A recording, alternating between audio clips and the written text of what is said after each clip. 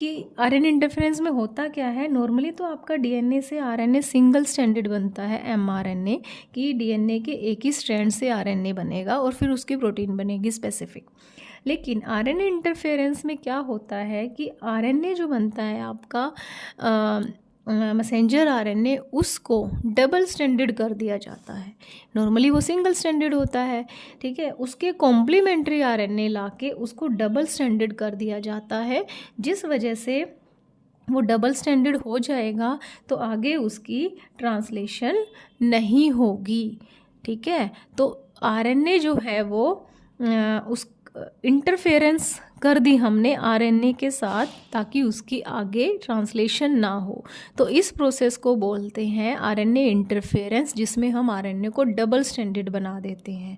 ठीक है, और you can say RNA silencing, मतलब आपने आरएनए को साइलेंट कर दिया ताकि आगे जाके वो स्पेसिफिक प्रोटीन ना बना सके।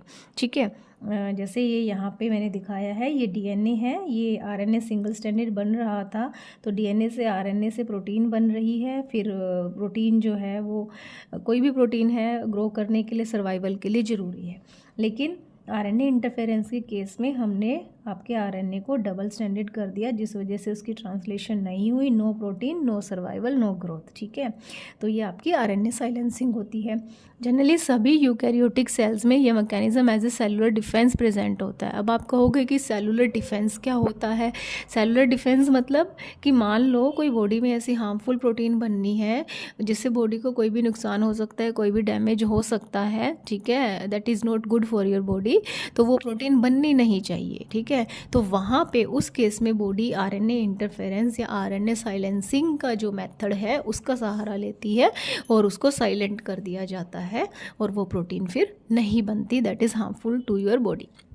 ठीक है, ये प्रोसेस होती कैसे है डिटेल में मैं थोड़ा आपको बताऊंगी, लेकिन क्योंकि ये बायोटेक की यूनिट से मैंने ये टॉपिक उठाया है, तो बायोटेक्नोलॉजी में हम आरएनए इंटरफेरेंस का कहाँ यूज़ कर रहे हैं।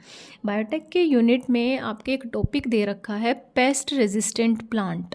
ओके, पेस्ट रेजिस्टेंट प्लांट मतलब उसमें ये बताया गया है कि जो टोबैको की जो क्रॉप थी ना, उनकी रूट्स को ना पर्टिकुलर जो निमेटोड्स हैं वो रूट्स को इन्फेक्ट कर रहे थे, जिस वजह से टोबैको का प्रोडक्शन या ईल्ड जो है वो बहुत कम हो रहा था, मतलब फसल ख़राब हो रही थी।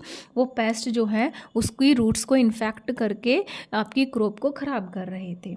ठीक है, तो हमने जो मेथड यूज़ किया कि ऐसा मेथड यूज़ किया जिसकी हेल्प से हमने उस क्रॉप को ही पेस्ट रेजिस्टेंट